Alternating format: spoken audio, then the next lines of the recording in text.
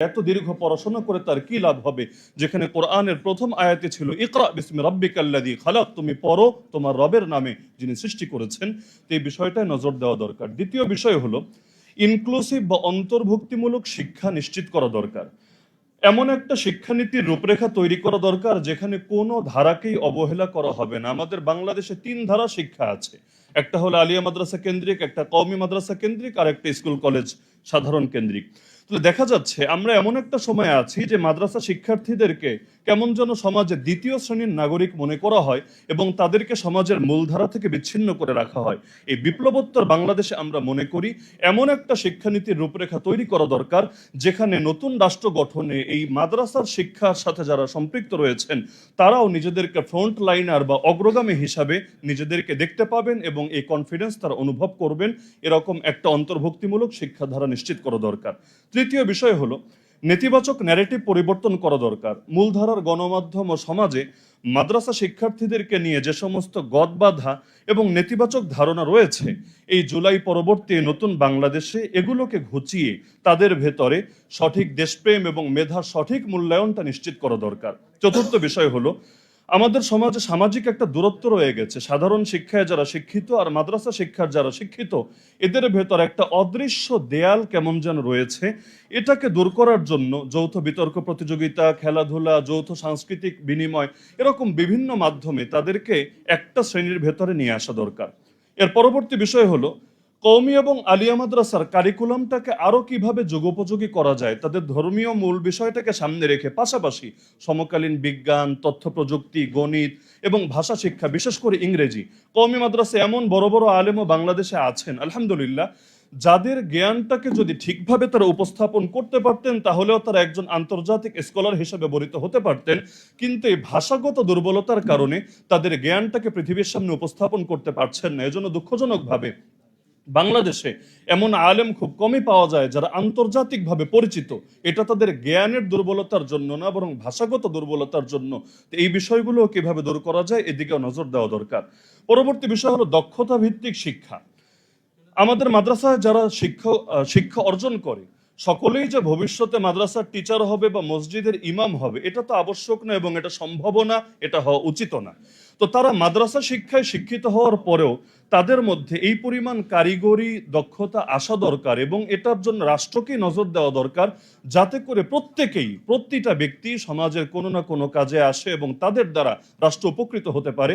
বিশেষ করে আমি দায়িত্ববোধের সাথে বলতে পারি কওমি মাদ্রাসার ছাত্ররা বিশেষ করে যেই ধরনের প্রশিক্ষণের ভেতর বড় হয় তাদেরকে যে কোনো সেক্টরে যদি কাজে লাগানো হয়, ওই আর্মির লোকগুলা যেমন একটা শৃঙ্খলার ভেতর বড় হওয়ার কারণে তাদের মধ্যে সব ক্ষেত্রে সভ্যতা, ভব্যতা এবং শৃঙ্খলা, মান্যতা অনেক বেশি থাকে, একইভাবে এদেরকেও যে কোনো সেক্টরে কাজে লাগানো হলে তারা এক একজন তারকা হয়ে চমকে যাবে ইনশাআল্লাহ।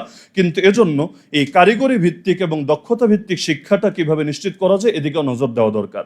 পাশাপাশি সনদ বিগত সময়ে কওমি মাদ্রাসার শিক্ষা স্বীকৃতি দেওয়া হয়েছে, কিন্তু এখনো এটাকে কিভাবে কার্যকারিতা বৃদ্ধি করা যায় এবং এটাকে উচ্চশিক্ষা এবং দেশের বাহিরেও শিক্ষা এবং চাকরি বাকরির ক্ষেত্রেও এটার কিভাবে নিশ্চয়তা দেওয়া যায়, এক্ষেত্রে আমরা দেখতে পাচ্ছি যথাযথ আসলে আমাদের অ্যাক্টিভিটিস নজরে পড়ছে না, বরং গাফলতি রয়েছে, এটাও দূর হওয়া দরকার। পাশাপাশি কওমি মাদ্রাসায় যারা পড়েন তাদের সামাজিক এবং রাষ্ট্রীয় দর্শনের অন্তর্ভুক্তি তাদের ভেতরে হওয়া দরকার। 5 মিনিট হয়নি, 1 মিনিট আছে।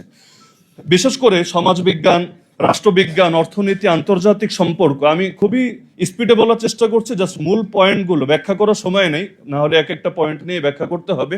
জাস্ট মূল পয়েন্টটা অন্তত নজরে আসুক, বিষয়গুলো সামনে আসা দরকার। তাহলে সামাজিক ও রাষ্ট্রীয় দর্শনের অন্তর্ভুক্তি হওয়া দরকার, আর শিক্ষক প্রশিক্ষণটাও নিশ্চিত করা দরকার। বিশেষ করে কওমি মাদ্রাসার যে শিক্ষকরা রয়েছেন আধুনিক শিক্ষাদান পদ্ধতির সাথে অনেকে পরিচিত না।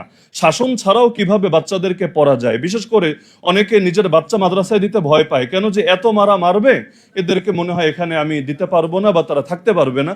তা আধুনিক শিক্ষাদান পদ্ধতি, মনস্তত্ত্ব এবং তথ্য প্রযুক্তি বিষয়ক নিয়মিত প্রশিক্ষণ নিশ্চিত করা দরকার। পাশাপাশি একটা বিষয় আমি না বললেই না, চাইল্ড প্রোটেকশন পলিসি এবং অভিযোগ সেলটা নিশ্চিত করা দরকার।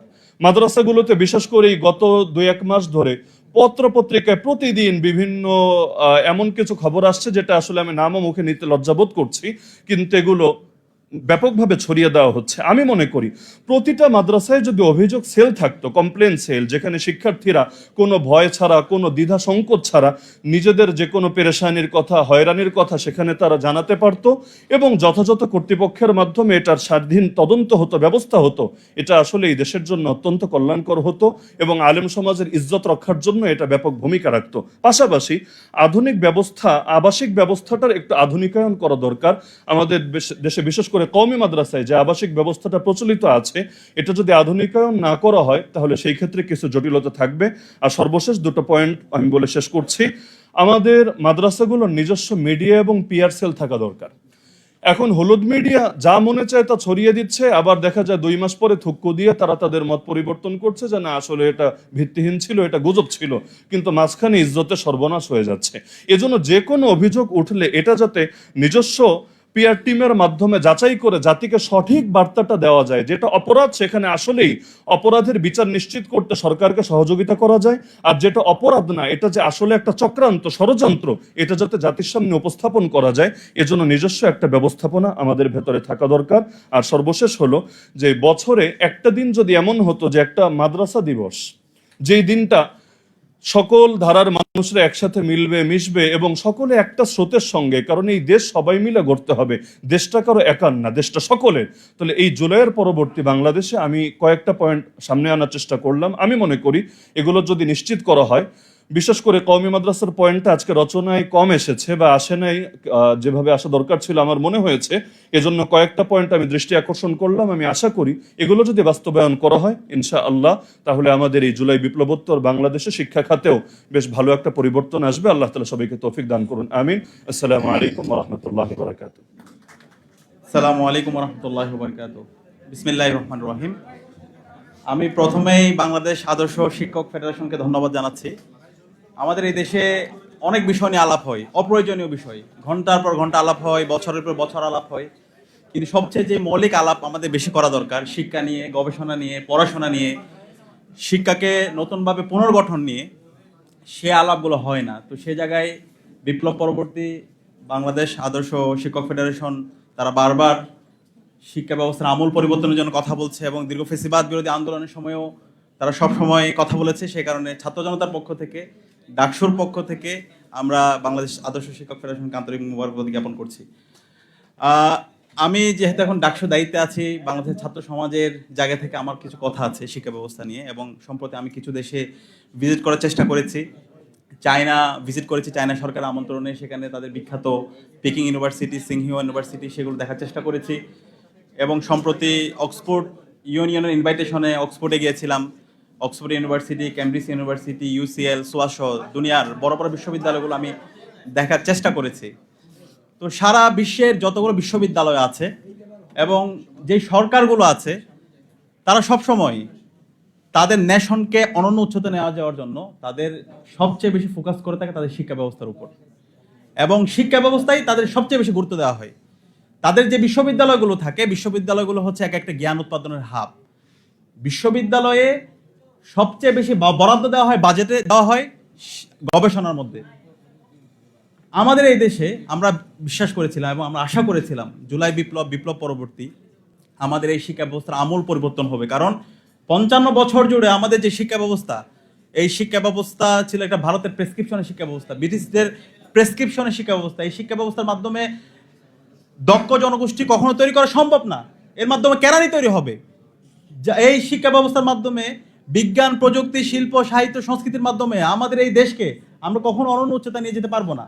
এবং বিশেষ করে গত 16 বছরে আমাদের পুরো শিক্ষা ব্যবস্থা এটা ছিল ভারতের একটা শ্যাডো এডুকেশন সিস্টেম। এখানে শিক্ষা ব্যবস্থার মধ্যে কিছুই ছিল না, এবং নৈতিকতার যেই ন্যূনতম অংশটা ছিল সেটাকেও তারা সমূল উৎপাদন করে দিয়েছিল। তো বিপ্লবে আমাদের যে প্রত্যাশা ছিল সেই শিক্ষা ব্যবস্থার আমূল পরিবর্তন করে নতুনভাবে আমাদের শিক্ষা ব্যবস্থাকে ঢেলে সাজানো হবে। এবং সেই জায়গা থেকে আমরা যখন ক্যাম্পাসগুলোতে আমাদের ছাত্র রাজনীতি যখন আমরা পাবলিকলি যখন আমরা কাজ করছিলাম, সেখানে আমরা বারবার বলেছি আমরা এই ক্যাম্পাসগুলোকে এক একটা জ্ঞান উৎপাদনের হাব বানাতে চাই। আমরা যখন নির্বাচিত হয়েছে, নির্বাচন হওয়ার পর আমরা বলেছি ঢাকা বিশ্ববিদ্যালয়কে আমরা একটা পূর্ণাঙ্গ একাডেমিক ইনস্টিটিউট হিসেবে বিনির্মাণ করতে চাই। এবং আমরা বলেছি, বারবার আমরা বলেছি আমাদের এই গবেষণা সবচেয়ে বেশি বরাদ্দ দিতে হবে। কিন্তু খুবই দুর্ভাগ্যের বিষয়, বিপ্লব পরবর্তী আজকে নতুন সরকার আসছে, নির্বাচিত সরকার, আমরা আশা করেছিলাম তারা এই বিষয়টা আমলে নিয়ে বিপ্লবের আকাঙ্ক্ষাকে ধারণ করে গবেষণায় সর্বোচ্চ বাজেট দিবে। কিন্তু খুবই দুর্ভাগ্যের বিষয়, এটা জাতির জন্য একটা লজ্জার বিষয়, ঢাকা বিশ্ববিদ্যালয়, যে বিশ্ববিদ্যালয়ে বাংলাদেশের সবচেয়ে বড় বিশ্ববিদ্যালয় বলা হয়, সেই বিশ্ববিদ্যালয়ে এবারের বাজেটে 1033 কোটি টাকা বরাদ্দ দেওয়া হয়েছে। এই বরাদ্দের মধ্যে একটা পয়সাও গবেষণার জন্য বরাদ্দ দেওয়া হয় নাই। পুরো জাতির জন্য লজ্জা। তাহলে একটা বিশ্ববিদ্যালয় যদি গবেষণার জন্য একটা পয়সা যদি বরাদ্দ না থাকে, তাহলে বিশ্ববিদ্যালয়ের কাজ কি? আমাদের কাছে মনে হইতেছে এখন বিশ্ববিদ্যালয়ের কাজ হচ্ছে শুধু রাজনীতি করা, ওই যে নেতার পিছনে, প্রাইম মিনিস্টারের পিছনে দৌড়াদৌড়ি করা, ঠিক আছে? এবং শিক্ষক রাজনীতি, যেটা আমরা ফেসিবাদে আমরা দেখতে পাইছি। সেই আম ও শারমিন সিদ্দিকী নামে একজন ছিল, তার সময়ে প্রায় 1000 অধিক বিশ্ববিদ্যালয়ের শিক্ষক নিয়োগ দিয়ে পুরো বিশ্ববিদ্যালয়ে 12টা বাজাই দিছে।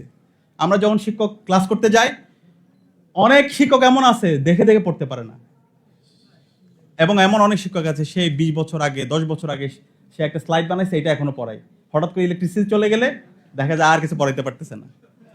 তাহলে একটা বিশ্ববিদ্যালয়ের যদি অবস্থা হয়, আমি অন্যগুলো বললাম না, তাহলে এইভাবে তো হইতে পারে না। এইভাবে তো একটা জাতি অনন্য উচ্চতায় যেতে পারে না। তো সে জায়গা থেকে আমরা এবার সিনেট অধিবেশনে, যে বাজেট অধিবেশন ছিল, সেখানে আমরা সেটার প্রতিবাদ জানিয়েছি।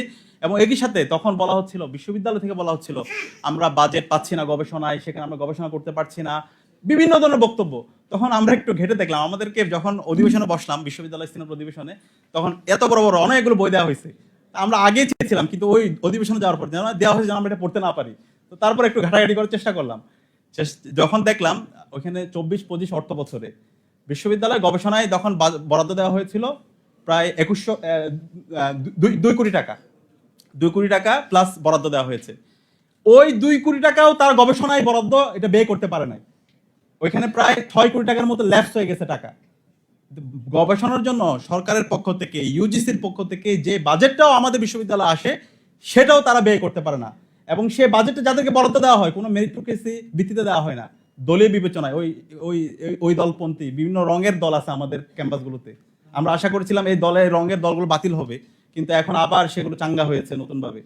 তো ওই পন্থী দলকে, এবং এই গবেষণার মাধ্যমে আমাদের এই জাতির কোনো উন্নয়ন হচ্ছে না। তো সে জায়গা থেকে আমরা অনুরোধ করব, বর্তমান সরকার তারা বলেছে এবার মোট জিডিপির 2% তারা শিক্ষায় বরাদ্দ দিয়েছে, কিন্তু এগুলো কিছুই না, এবং তারা এটাকে উন্নয়ন করতে চায়, কিন্তু আমরা তাদের কাজে দেখতে চাই। বিশ্ববিদ্যালয়গুলোতে আমরা যখন দেখি এবং অ্যাক্টিভিটিগুলো দেখি, আমরা হতাশ হচ্ছি। আমরা সে আগের মতো করে দেখতে পাচ্ছি দলীয় বিবেচনায় শিক্ষকদেরকে নিয়োগ দেওয়া হচ্ছে, এবং এটা খুবই মানে কষ্টের বিষয়। আমরা ছাত্র সংসদ নির্বাচিত হওয়ার পরে প্রত্যেকটা জায়গায় অসহযোগিতা। আমরা কি কোনো দলের কাজ করতেছি? আমরা শিক্ষার্থীদের জন্য কাজ করতেছি। আমরা বলছি বিশ্ববিদ্যালয়ে যেন আর কখনো গণরম গ্যাস্ট্রুম কালচার ফিরে না আসে। আমার যে ভাইটা কুড়িগ্রাম থেকে আসে, আমার যে ভাই বোনটা সেই টেকনাফ থেকে আসতেছে, ঢাকায় তার কেউ নাই থাকার জন্য, আমরা চাই তাদের জন্য একটা সুন্দর একটা পড়ার টেবিলের ব্যবস্থা করতে, সুন্দর একটা রুমের ব্যবস্থা করতে, তার যেন কখন আর গণরম গ্যাস্ট্রুম কালচার ফিরে যেতে না হয়। সেই জন্য 2841 কোটি টাকা একটা প্রকল্প আসছে। এতদিনই সেই প্রকল্পের কাজ দৃশ্যমান হওয়ার কথা, কাজ শুরু হয়ে মোটামুটি 20-25% হয়ে যাওয়ার কথা। কিন্তু আপনারা যেন অবাক হবেন, এখন পর্যন্ত এই প্রকল্প কাজ শুরু হয় নাই। তারা আবার রিভিউটা পাঠাইছে, আবার রিভিউ করে আবার করবে। এরকম করতে করতে আমাদের আশঙ্কা হচ্ছে এই প্রকল্প কখন ল্যাপস হয়ে যায়, কখন বাতিল হয়ে যায়। এইভাবে হইতে পারে না। আমরা বেঁচে থাকতে এই ক্যাম্পাসে আর কখনো গণরম গ্যাস্ট্রুম কালচার ফিরে আসতে সেটা দিব না। এবং আমরা এই অন্তর্বর্তীকালীন সরকারের সময়ে ডাকসুর পক্ষ থেকে আমরা বিভিন্ন প্রজেক্ট নিয়ে এসেছিলাম শিক্ষার্থীদের জন্য। আপনারা জানেন, শিক্ষার্থীদের জন্য আমরা আমাদের এই ক্যাম্পাসে মেয়েদের জন্য জিমনেশিয়াম, যেটা কখনো ব্যবস্থা ছিল না, সেটা আমরা ব্যবস্থা করেছি। এরপর হচ্ছে শিক্ষার্থীদের জন্য আমরা সেন্ট্রাল ফিল্ডে, যেটা কখনো সংস্কার হয় নাই, সেটার জন্য আমরা 2 কোটি টাকার একটা ফান্ড নিয়ে এসে বিশ্ববিদ্যালয়ের কাছে গেছি, সেটা তারা করে নাই। ঢাকা বিশ্ববিদ্যালয়ে কেন্দ্রীয় মসজিদ 65 বছরে সেটা সংস্কার হয় নাই, সেটা আমরা সংস্কার করেছি, এবং সেটার আরো অধিকতর উন্নয়নের জন্য আমরা সেটার জন্য কাজ করছি। ক্যাম্পাসের সামগ্রিক নিরাপত্তার জন্য প্রত্যেকটা জায়গায় সিকিউরিটি গার্ড স্থাপন করার জন্য আমরা ফান্ড নিয়ে এসেছি। ক্যাম্পাস যেন নিট অ্যান্ড ক্লিন থাকে, সেই নিট অ্যান্ড ক্লিন থাকার জন্য আমরা কিছু ডাস্টবিনের জন্য আবেদন করেছিলাম, সেটা অ্যাপ্রুভ হয়েছিল। পাশাপাশি ইনফ্রাস্ট্রাকচারাল ডেভেলপমেন্টের জন্য কিছু ভবনের ডেভেলপমেন্ট করা, রাস্তাঘাটের উন্নয়নের জন্য আমরা কিছু ফান্ড নিয়ে এসেছিলাম। যে পুকুরগুলো আছে ক্যাম্পাসের পরিবেশগত, সেই পরিবেশ সুরক্ষার জন্য সে পুকুরগুলো সংস্কার করা, লাইটিং করা, সেটার জন্য আমরা কিছু প্রজেক্ট নিয়ে এসেছি। কম্পিউটার ল্যাব স্থাপন প্রত্যেকটা হলে, যেন শিক্ষার্থীরা, বর্তমান যুগটা হচ্ছে টেকনোলজির যুগ, শিক্ষার্থীরা যেন বিভিন্ন প্রযুক্তির মাধ্যমে নিজেদেরকে উৎকর্ষ সাধন করতে পারে, নিজেদের সফট স্কিল ডেভেলপমেন্ট করতে পারে, সেরকম কিছু ফান্ড নিয়ে এসেছিলাম। কিন্তু দুর্ভাগ্যের বিষয়, নতুন সরকার আসার পরে সবগুলো প্রজেক্টগুলো তারা বাতিল করে দিছে। বা এটা কি শিবিরের বা মানে হচ্ছে প্রকল্প, নাকি এটা জামাতের প্রকল্প, নাকি এটা শিক্ষার্থীদের প্রকল্প? এবং যে প্রকল্পগুলো ইতিমধ্যে অনুমোদন হয়েছে সেই প্রকল্পগুলো বাতিল করে দিছে। আচ্ছা, বাতিল করে আপনারা করেন না, তারাও করবে না। এই যে আমরা 2 কোটি টাকা ফান্ড নিয়ে আসছি, আজকে প্রায় 6 মাস ধরে আমরা এটা নিয়ে কথা বলতেছি, কিন্তু এখন বৃষ্টির কারণে ঢাকা বিশ্ববিদ্যালয় সেন্ট্রাল ফিল্ডে যান, হাঁটু পর্যন্ত পানি, ছেলেপেলেরা খেলাধুলা করতে পারতেছে না। হয় আপনারা নিজেরা ফান্ড নিয়ে এসে কাজ করেন, অথবা আমাদেরকে করতে দেন। তারা নিজেরাও করবে না, আমাদেরকে করতে দিবে না। এটা কোন ধরনের হিপোক্রেসি? ঢাকা বিশ্ববিদ্যালয় সেন্ট্রাল মসজিদে আমরা অনেক কষ্ট করে আমরা বিশ্ববিদ্যালয় প্রশাসনকে বলতে হয় না, পরবর্তী আমরা নিজেরাই মসজিদের সংস্কার করলাম এবং এসি নিয়ে আসছি। অনেক কষ্ট হয়ে যায় মুসল্লিদের। সে এসি আমাদেরকে বলা হয়েছিল 1 মাসের মধ্যে সেটা এসি ইলেকট্রিসিটি কানেক্ট করা হবে। এবং আজকে যিনি অন্তর্বর্তীকালীন সরকারের সাবেক ধর্ম উপদেষ্টা, উনি আমাদের উদ্বোধন অনুষ্ঠানে ছিলেন, সাবেক ডিসি ছিলেন। কিছুদিন আগে প্রেস রিলিজ দিয়ে বলা হয়েছে নাকি এটা আমরা অনুমোদন ছাড়া এটা আমরা করছি, কিন্তু যে প্রোগ্রামে ভিসি উপস্থিত ছিল উদ্বোধনের সময় এবং সেটা সম্পূর্ণ আমাদের রেজুলেশন আছে, মিটিং হয়েছে, কিন্তু এরপর এখন বলতেছে সম্পূর্ণ অস্বীকার করতেছে।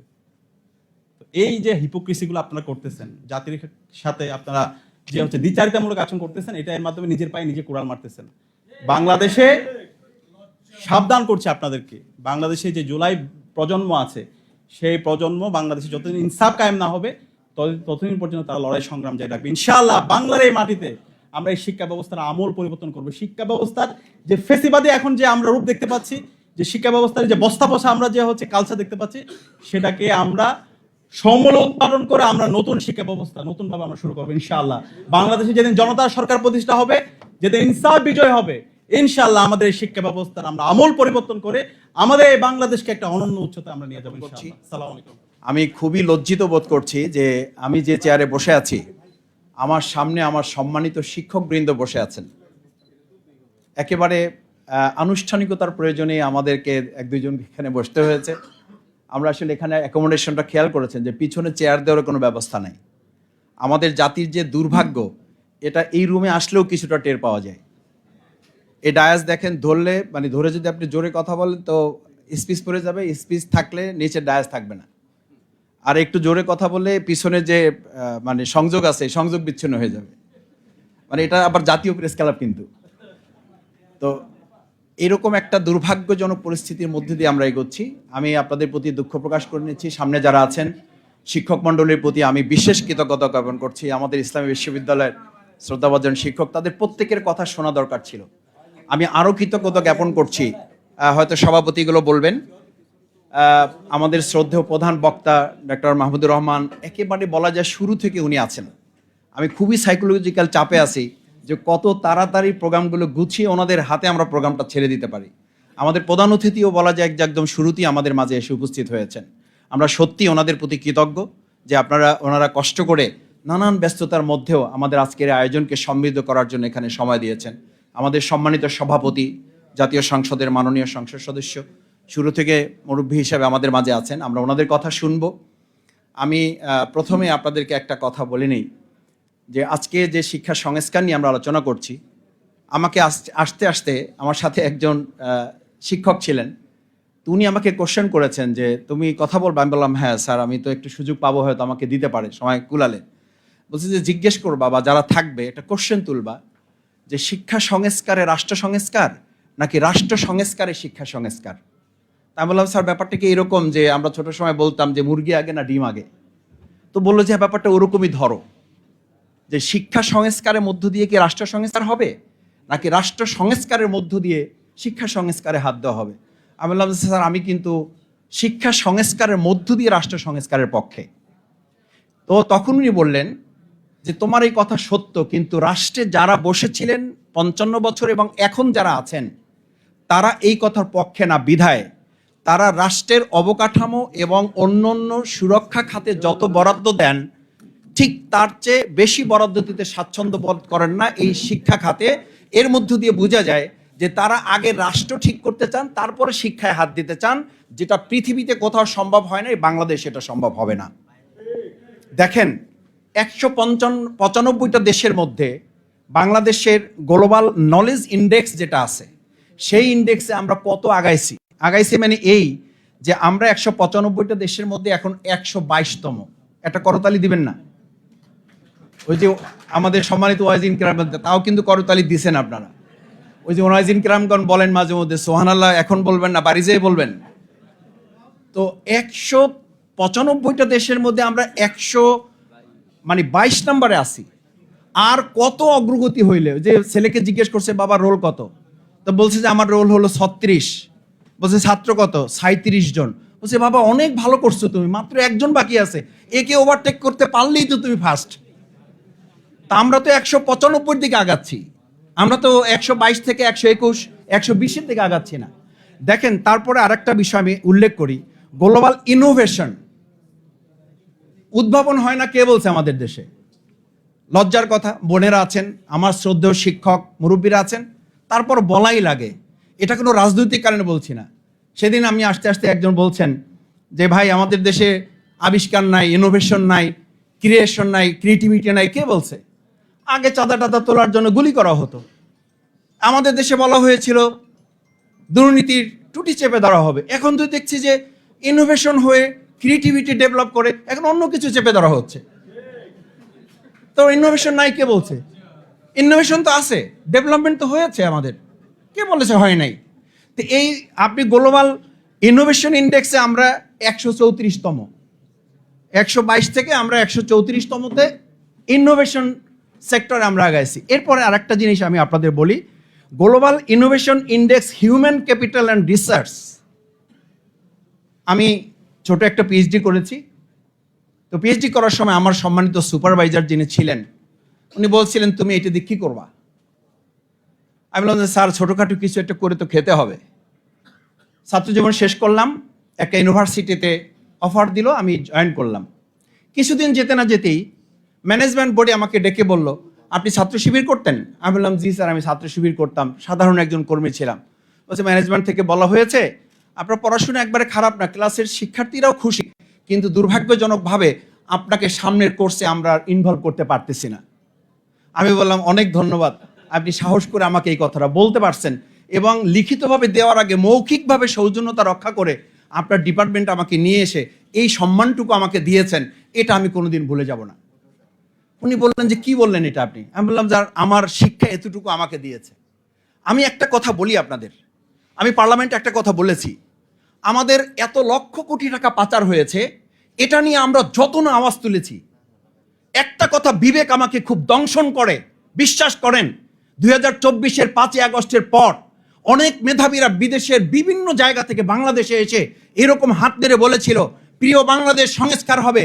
সেই প্রত্যাশা নিয়ে চলে এসেছি, এই বাংলাদেশে কিছু একটা করতে চাই। কিছুদিন চলে না যেতেই আবার সেই লোকেরা এয়ারপোর্টে গিয়ে বাই বাই দিয়ে আমাদেরকে বলেছিল এই বাংলাদেশের পরিবর্তন হবে না।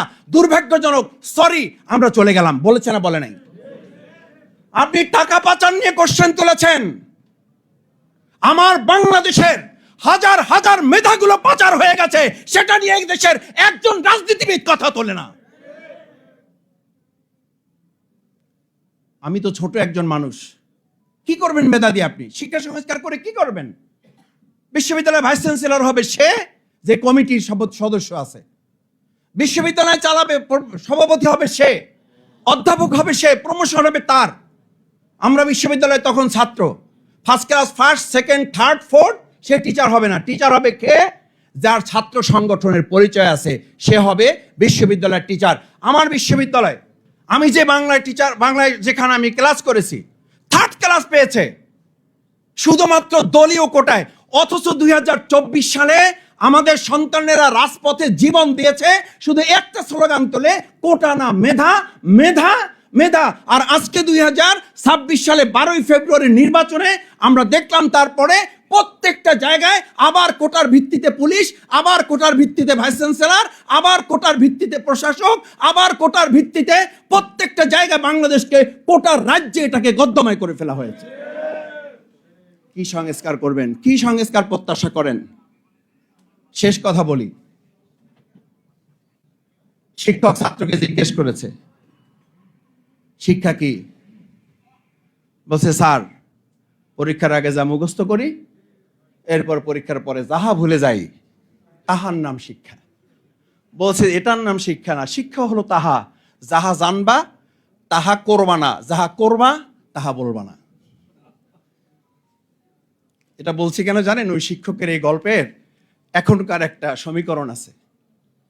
আমাদের একজন বাংলাদেশের ফ্যাসিস্ট নেত্রী আছেন, বলেছিলেন উনি বাংলাদেশ থেকে কখনো এই দেশ ছেড়ে যাবেন না, কিন্তু আল্লাহর খাস মেহেরবানি উনি যান নাই, শুধু উনি বাইতুল মোকাররমের ইমাম সুদ্ধা নিয়ে চলে গেছে।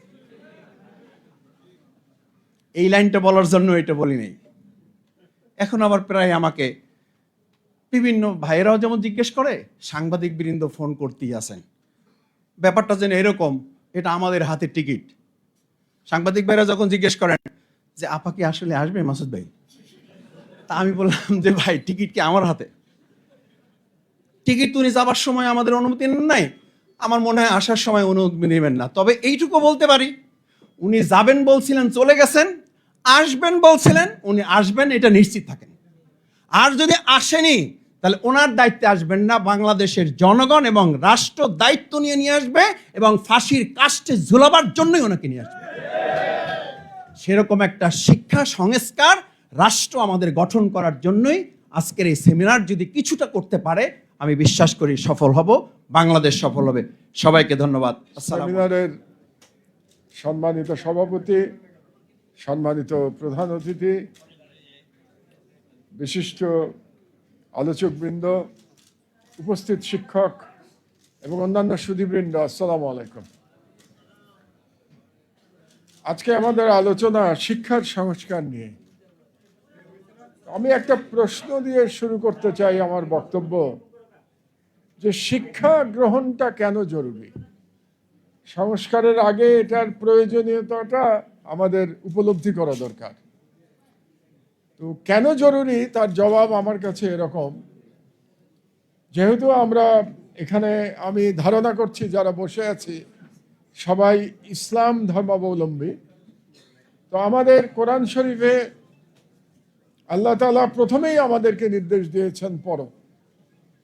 কাজেই একজন মুসলমান হিসেবে শিক্ষা গ্রহণ করা আমাদের জন্য ফরজ, আমাদের শিক্ষা গ্রহণ করতে হবে, এটা নির্দেশ দেওয়া আছে। 2 নম্বর কথা হলো যে আমাদেরকে মানুষ হিসেবে গড়ে তুলবার জন্যে আমাদের শিক্ষা গ্রহণ করতে হবে। কারণ আমাদের ছোটবেলায় আমরা একটা ভাব সম্প্রসারণ লিখতাম, আজকাল বোধহয় এগুলো লেখা হয় কিনা আমি জানি না।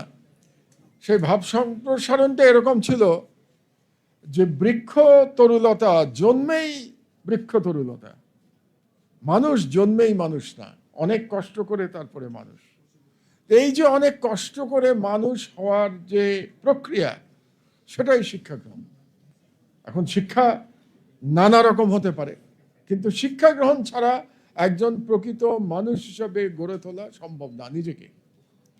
কারণ শিক্ষাতে নৈতিকতা লাগবে, শিক্ষাতে জ্ঞান লাগবে, জ্ঞান অর্জন করতে হবে।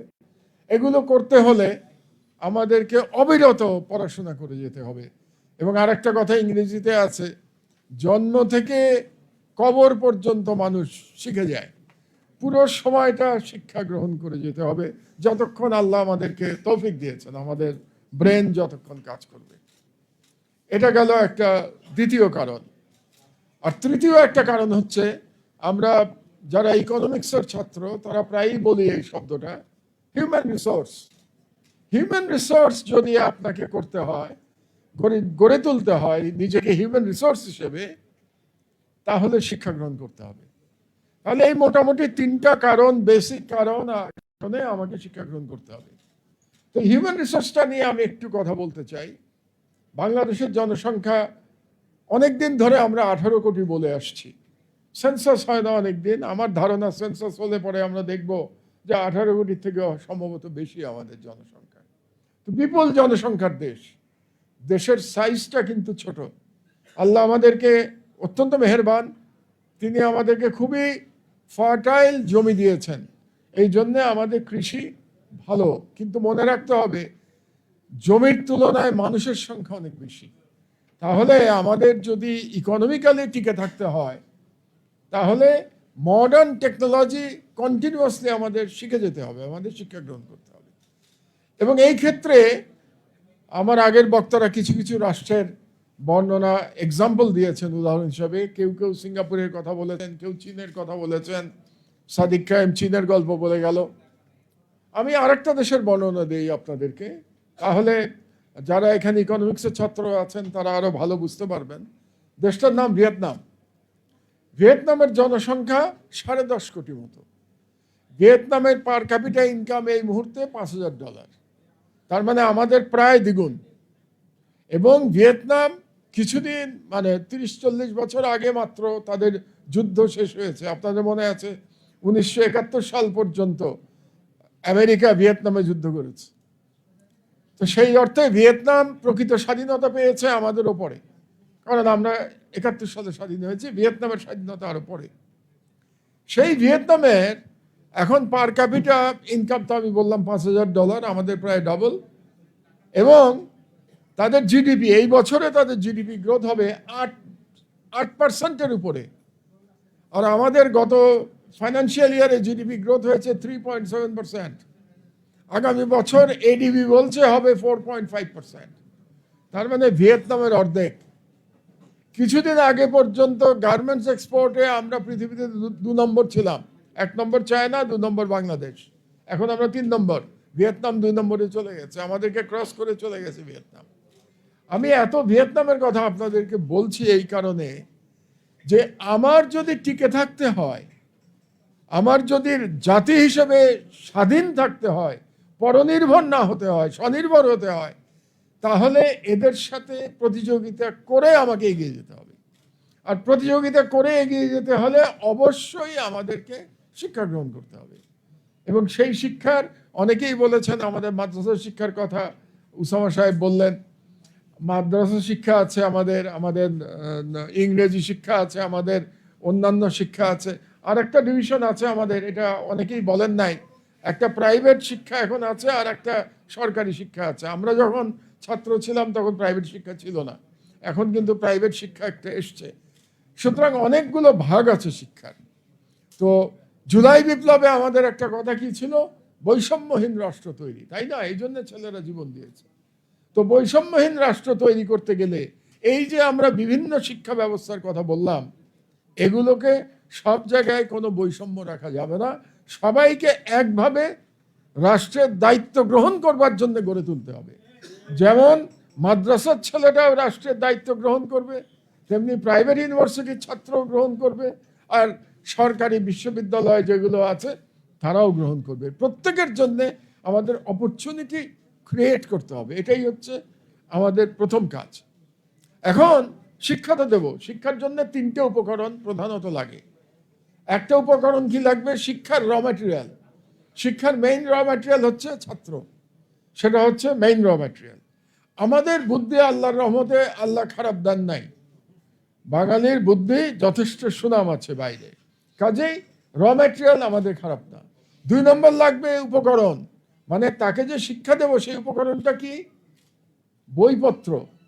এই উপকরণগুলো লাগবে। আমি যেটা মনে করি, আমার ব্যক্তিগত মতামত, আপনারা একমত নাও হতে পারেন, এই বইপত্রের দিকে আমাদের একটা বিরাট দুর্বলতা আছে। আমাদের নিজস্ব বইপত্রের সংখ্যা অত্যন্ত কম, আমাদের এখানে বইপত্র কম লেখা হচ্ছে। কাজেই যারা স্কলার তাদের প্রতি আমার আহ্বান থাকবে আরো বেশি বেশি করে বইপত্র লিখবার জন্য, যাতে করে ছেলেদের জন্য আমরা এই উপকরণটার ব্যবস্থা করতে পারি। এবং বইপত্র বলতে শুধুমাত্র সাহিত্যের বইয়ের কথা বলছি না, যে শুধু বাংলা ইংরেজি বই লেখা হবে তা না, ইঞ্জিনিয়ারিং এর বই লেখা হবে, মেডিকেল সায়েন্সের বই লেখা হবে, টেকনোলজিক্যাল বই লেখা হবে, সব রকম বই লেখার সক্ষমতা আমাদের থাকতে হবে। আর 3 নম্বর হলো শিক্ষক। তাহলে আমার দরকার কি কি, ছাত্র দরকার, শিক্ষক দরকার এবং বইপত্র দরকার। কাজে যখন সংস্কার নিয়ে আমরা আলোচনা করব, 3টা বিষয় নিয়েই কিন্তু আমাদেরকে আলোচনা করতে হবে। টিচারদের সবচেয়ে বড় সমস্যা আমি যেটা মনে করি, সেটা হলো বিশেষত বিশ্ববিদ্যালয়গুলোতে অতিরিক্ত রাজনীতি। শিক্ষকরা যদি রাজনীতিতে ঊর্ধ্বে উঠতে না পারেন, তাহলে তিনি প্রকৃত শিক্ষক হতে পারবেন না। এটা আপনারা নিশ্চয়ই আমার সাথে একমত হবেন। কাজেই এই যে শিক্ষকদের মধ্যে যে রাজনীতিকরণ, এখান থেকে আমাদের বেরিয়ে আসা কর্তব্য।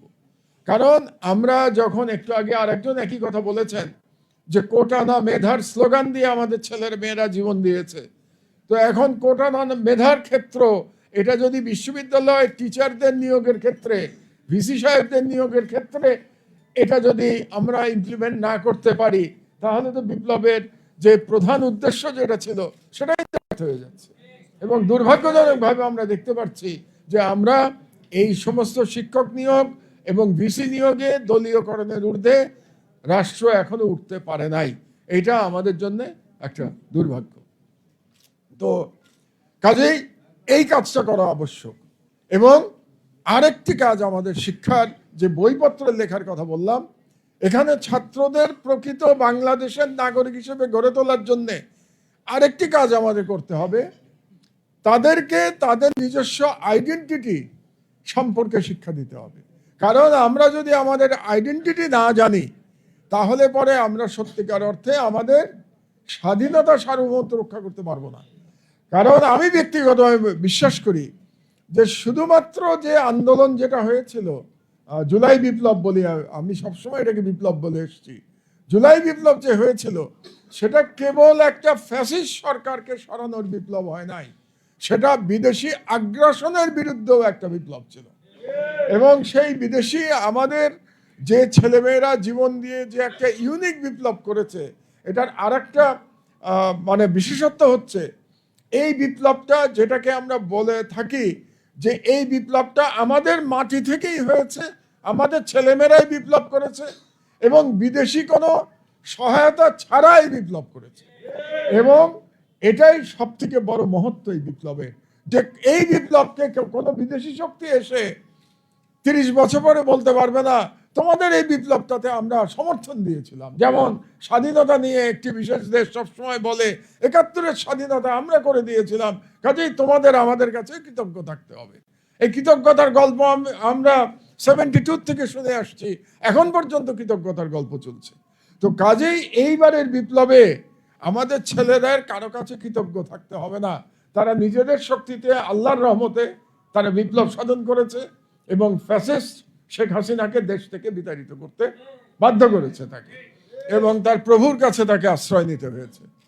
তো সুতরাং এই যে সেলফ আইডেন্টিটিটা শেখানোর জন্যে আরো নতুন করে আমাদের বই পুস্তক রচনা করতে হবে, এবং সেটা শিখতে গেলে আমাদের ইতিহাস জানতে হবে। এই অঞ্চলের হাজার বছরের ইতিহাস আমাদেরকে জানতে হবে। বাংলাদেশ হঠাৎ করে 1972-তে নাজেল হয় নাই। বাঙালি মুসলমানের লড়াই হাজার বছরের লড়াই, এবং এই লড়াই আমাদের ফিউচার জেনারেশনকে আমাদের জানানো প্রয়োজন, এবং এই দায়িত্বটা আমাদের উপরে আছে। আমাদের তো বয়স হয়ে গেছে, আমাদের পরেও জুনিয়র যারা, তাদের উপরেও এই দায়িত্বটা থাকবে। ওসামার মতো ছেলেদের এই দায়িত্ব থাকবে, তাদেরকে সত্যিকার অর্থে আমাদের আইডেন্টিটিটা শিক্ষা দেয়া। এই যে বাঙালি মুসলমানের যে মিশ্রণ, এটা আমাদেরকে বুঝতে হবে যে আমরা এথনিক্যালি আমরা বাঙালি, কিন্তু আমাদের রিলিজিয়ন ইসলাম, আমরা মুসলমান, এবং এই মুসলমান এবং বাঙালি কালচারের সংমিশ্রণে বাঙালি মুসলমান হিসেবে আমরা এগিয়ে যাব। আমাদের আইডেন্টিটি এটাই, আমাদের এই আইডেন্টিটিকে ভর করে আমাদের সামনে এগিয়ে যেতে হবে। এবং যে শিক্ষা সংস্কারের কথা আমরা বলছি, সর্বক্ষেত্রে এটা দিতে হবে। এবং আমি একমত যে আমাদের ধর্মীয় শিক্ষা দেওয়া অত্যন্ত জরুরি, শুধু ধর্ম জানার জন্য না, ধর্মীয় শিক্ষার মাধ্যমে আমরা ধর্মের শিক্ষা পাবো, আমরা নৈতিকতা শিক্ষা পাবো, আমরা ভালো মানুষ হয়ে গড়ে উঠতে পারবো। সর্বোপরি আমাদের আইডেন্টিটি আমরা জানতে পারবো ধর্মীয় শিক্ষার মাধ্যমে। সমস্যার কথা হলো যে আমাদের দেশে আসলে ইসলামের ইতিহাস জানানোর খুব একটা চেষ্টা করা হয় নাই, কোনো পর্যায়েই করা হয়নি। এমনকি ওসামাদের তো বয়স কম, আমরা যারা পাকিস্তানি আমলে স্কুলে পড়েছি, পাকিস্তানি আমলে পর্যন্ত সত্যিকার অর্থে ইসলামের ইতিহাস সেভাবে পড়ানো হয় নাই আমাদের সময়ও। কাজেই এই ব্যর্থতা, দীর্ঘদিনের ব্যর্থতা, এই জুলাই বিপ্লবের পরে এখন একটা সুযোগ এসছে আমাদের নতুন করে ঘুরে দাঁড়ানোর। এই জন্যেই আমার বক্তব্য এটুকু বলেই আমি শেষ করব যে এমন একটা শিক্ষা ব্যবস্থা আমাদেরকে ডিজাইন করতে হবে, যে শিক্ষা ব্যবস্থার মাধ্যমে আমরা আমাদের ছেলেমেয়েরা ইন্টারন্যাশনাল লেভেলে তারা কম্পিট করতে পারবে, সর্বক্ষেত্রে লেখাপড়ায় কম্পিট করবে, টেকনোলজিতে কম্পিট করবে, ইন্টারন্যাশনাল ট্রেডে কম্পিট করবে।